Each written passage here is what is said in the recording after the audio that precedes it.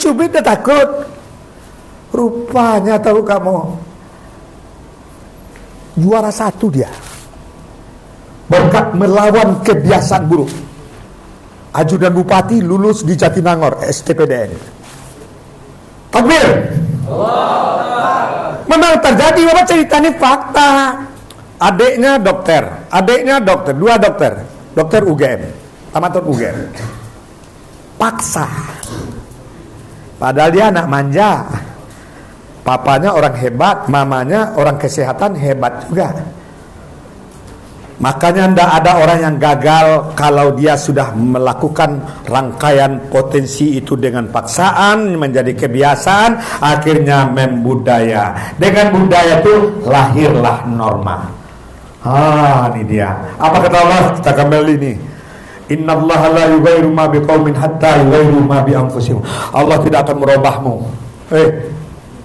Hebat sehebat apapun papa mamamu, Allah tidak akan merubahmu. Contoh, Gibran kan presiden tuh, Allah tak berubah anaknya.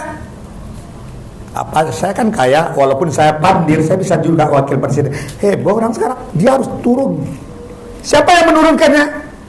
Orang-orang berilmu. Kenapa dia tidak berilmu? Dia tidak layak di situ. Yang layak anak pesantren Muallimin. Amin. Amin. Apa mimpi Bapak kayak gitu? Nggak ada mimpi Bapak yang buruk. Saya yang layak besok ya, gitu. Makanya besok kamu jadi presiden ya. Jadi apa lagi? Menteri. Apa lagi?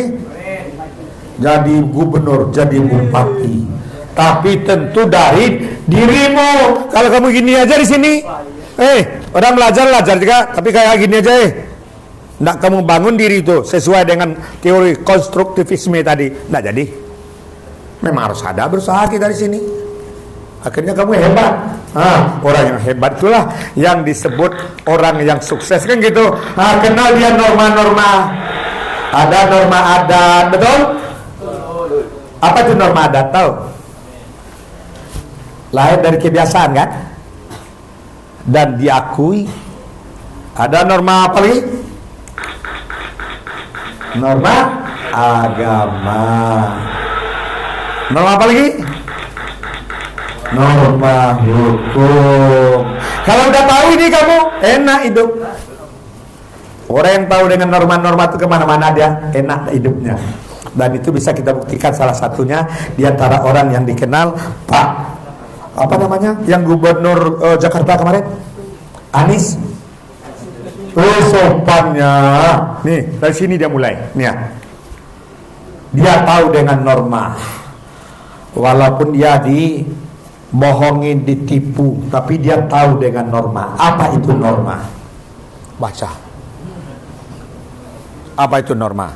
Norma adalah aturan atau pedoman berlaku yang berlaku dalam suatu kelompok atau masyarakat yang digunakan untuk mengatur tindakan anggota masyarakat agar sesuai dengan nilai-nilai yang dianut bersama. Iya, tahu dia. Makanya orang-orang yang tahu dengan norma tadi di mana-mana hidupnya nyaman, betul? Hidupnya membuat orang senang. Kenapa? Kepada guru dia hormat, betul? Patuh. Apa kata murid Bapak? Barang siapa yang penurut dengan guru, Allah bukakan pintu-pintu sukses untuknya. Memang sukses dia. Padahal rankingnya terakhir. Tapi setiap pagi gurunya bilang, hebatlah kamu. Tahu kamu rankingnya? Terakhir. Sekarang tahu kamu? Dokter. Kemudian tambah pula gelar berikutnya, doktor. Kenapa? Kuncinya satu. Barang siapa yang penurut dengan guru, Allah bukakan pintu sukses. Hebat tadi. Tahu dia dengan norma yang berlaku tuh. Itu yang disebut dengan norma agama. Norma agama itu apa tadi? Apa itu norma agama? Aturan berdasarkan ajaran agama. Aturan yang berdasarkan agama. Aturan-aturan itu kita aplikasikan dalam kehidupan kita. Dengan aturan itulah kita sukses. Norma yang berikutnya, norma apa tuh? Norma agama, norma apa lagi? Tuh, yang keduanya. norma hukum aturan tertulis yang ditetapkan oleh negara dan memiliki sanksi tegas. Nah, terus norma sosial. Kesopanan dan kebiasaan pedoman yang tumbuh dari kebiasaan masyarakat. Ah, sosial. Pulang kamu permisi Pak. Dia bilang, kok berbeda dengan anakku ya? Anakku nak tahu sopan santun. Dia sopan, pakai nelpon aja ya. Anaknya nelpon, Bu, pinjam nomor HP-nya Bu. TK. Assalamualaikum Ma. Waalaikumsalam anakku. Tamunya mendengar anaknya baca salam. Di mana sekolah anaknya? As-Sofa. Cuma dengan salam orang bayar As-Sofa 20 juta. Tahu kamu? Norma itu diterapkan, bukan di teori. Makanya cari sekolah tuh yang tahu dengan norma-norma juga kan, tidak sekedar ilmu, tapi memang diamalkan ilmunya. Makanya kamu di pesantren kan, betul? Kalau sempat kan pesantren itu dia sofa mungkin mahalnya lu minta ampun itu. Norma apa? Sekarang norma moral itu apa tuh? Norma moral. Norma moral aturan yang berkaitan dengan hati nurani dan kebaikan buruknya suatu tindakan. Nah iya, hati nurani. Nih ya, kayak jenisnya sopan dia nih. Lihat kamu nih, dia nak mau nganggu orang, sampah-sampah dikumpulkannya. Lihat kamu dikumpulkannya, dimasukkannya ke tempatnya. Itu norma moral tuh, mantap tuh kan. Apa ciri-ciri dari norma tadi? Ciri-cirinya apa? Bersifat mengikat. Nah, mengikat. Terus yang kedua, Memiliki sanksi. memiliki sanksi. Terus, Dibentuk dari kesepakatan masyarakat. ya terus, Menjaga keteraturan dalam kehidupan bersama. ya mengikat. Makanya tadi Bapak ikat kamu, kan ada ikatan jadi kan? Janji. Pastikan kamu duduk fokus, ya kan? Fokus itu norma. Bagian dari norma-norma yang di norma itu memang harus kita ikuti. Norma itu rupanya harus diterapkan di keluarga. Tolong sedikit, Ustaz. Ini dilanjutkan oleh Pak Rakib. Assalamualaikum warahmatullahi wabarakatuh. Waalaikumsalam. Selingnya 5 menit aja ya, Ya. dari saya. Jadi dari kerangka berpikir, ciri berpikir seperti itu, kalian itu harus bertanya kepada diri kalian itu, apakah saya sudah berpikir selama ini atau belum? Jangan-jangan kita hanya mengikuti naluri saja, insting saja seperti hewan, tapi belum berpikir. Ada seorang peneliti namanya Jane Meristin, meneliti tentang otak manusia. Sudah dipakai atau belum? Kalau di Jerman itu ada orang jual toko otak. Yang paling mahal itu adalah otak orang Indonesia. Ini otak orang Jepang, otak orang Jerman, otak orang Indonesia. Yang paling mahal otak Indonesia. Kenapa? Belum pakai. Kalau otak orang Jepang sudah parah, itu dilatih terus sehingga sudah kaos-kaos otaknya. Otak orang Jerman juga. Tapi otak orang Indonesia mahal. Kenapa? Jarang dipakai katanya. Jarang dipakai. Nah, jadi ciri orang yang berpikir itu otaknya selalu dipakai. Ini ada kejadian seorang naturalis. Yes. Ingat ya. 4 menit lagi. Terus. Seorang naturalis itu artinya ahli pencinta alam. Dia ahli tentang alam, pencinta alam. Lalu dia menemukan anak seekor elang jatuh dari pohon tinggi. Ya. Lihat induknya sudah tidak ada lagi.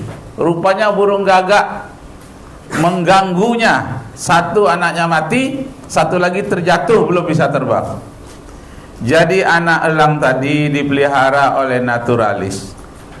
Dikasih dia makan ikan, tapi dia sama tempat tinggal dengan ayam. Jadi malam-malam diletakkan mendekat ayam dan induk ayam. Kebetulan anak ayam itu ada yang sama besar dengan anak elang tadi. Akibatnya apa? elang tadi merasa ayam itulah sebagai induknya, dan reban ayam atau rumah ayam itulah sebagai rumahnya, dan ayam-ayam itulah saudaranya, bapak ayam itu adalah bapaknya, induk ayam itu adalah induknya. Kenapa? Karena itu yang ditemuinya sehari-hari, dia tidak berpikir lagi tentang dirinya. Iya. Jadi maksud Bapak, mari kita berpikir tentang diri kita ini siapa, bakat kita itu apa. Mungkin bakat kita ini melebihi dari bakat bapak kita, lebih daripada ibu kita. Ya. Kenalilah diri kita, bakat kita itu lebih sebetulnya. Nah, jadi anak elang tadi itu, keinginan naturalis tadi dikembalikan ke alam yang terbang bebas di sisi awan. Tapi dia tidak mau. Ketika dilemparkan ke atas, disuruh dia terbang balik lagi ke kandang ayam. Apa kata naturalis? Ini elang bodoh, elang bongak. Disuruh terbang tinggi, baliknya ke kandang ayam. Tidak berpikir engkau elang. Jadi marah dia sama elang tadi. Udah berkali-kali dilatih, dilempar, balik lagi. Dikasih makan di atas pucuk kayu supaya dia terbang ke sana, balik lagi. Bagi dia yang paling bahagia itu berada di dalam kandang ayam, bermain-main, berebut-rebut makanan bersama dengan anak-anak ayam. Nampak bapak ayam, dia senang, merasa terlindungi. Ada induk ayam, dia merasa terlindungi. Menurut dia itulah yang terbaik selama ini. Akhirnya lama-lama dibawa ke lapangan. Dia berusaha, wahai anak elang, tahu dirilah kamu anak elang, kamu itu berbakat terbang di sisi awan. Tapi tak mengerti dia. Berkali-kali diulang, berkali-kali dilatih. Tidak, aku mau balik juga ke sangkar ayam. Lama-lama dia hampir putus asa. Bagaimana ini untuk membuat dia mengenal dirinya sendiri? Nah, jadi pertanyaan pada diri kita, sudah kenal kita dengan diri kita atau belum? Anda ini anak ayam atau anak elang? Nah, lama-kelamaan dibawanya ke tengah lapang dekat hutan, diperbaiki sayapnya, dibantu kalau sayapnya itu terkena oleh hujan agak tidak bisa mengembang, dipanaskan dulu, diterbangkan berkali-kali. Nah, sampai 7 kali dia gagal. Yang ke-8 baru dia terbang di sisi awan. Dia kata klik klik, lalu dia turun lagi di dekat, tidak lagi ke kandang ayam, tapi kepada tuannya dia mengangguk, mengucapkan terima kasih, aku sudah bisa terbang. Tak lama sudah itu nampaklah elang yang sebenarnya, elang liar terbang, dan dia bisa menyainginya. Kenapa? Dia telah menemukan dirinya sendiri. Rupanya elang tadi untuk menemukan dirinya sendiri tidak bisa dia sendiri yang latihan, memerlukan tenaga yang lain, memerlukan seorang naturalis untuk melatihnya, untuk gagal sampai 7 kali, yang ke-8 baru dia berhasil. Nah, inilah pelatihan yang kita harapkan pada hari ini, supaya Anda semua menjadi elang-elang yang bisa terbang di sisi awan, menjangkau dunia dan menguasai dunia, menguasai langit. Terbanglah di sisi awan. Jangan menjadi anak ayam yang hanya melompat di dalam kandangnya saja. Jadi yang menjadi naturalisnya pada hari ini, inilah Pak Sapriadis, inilah Pak Hamzah, naturalisnya yang akan mengembangkan sayap kalian untuk bisa terbang ke seluruh penjuru dunia. Bukan hanya di Bangkinang, tapi juga ke Riau, ke Jakarta, bahkan ke seluruh dunia. Terbanglah, gunakan senjatamu. Bahasa Inggris kuasai, bahasa Arab kuasai, dan iman jangan ditinggalkan. Bisa dipahami? Bisa menjadi seperti elang? Allahu Akbar, Allahu Akbar, Allahu Akbar. Terima kasih. Mantap. Nih, jadi cara mengembangkan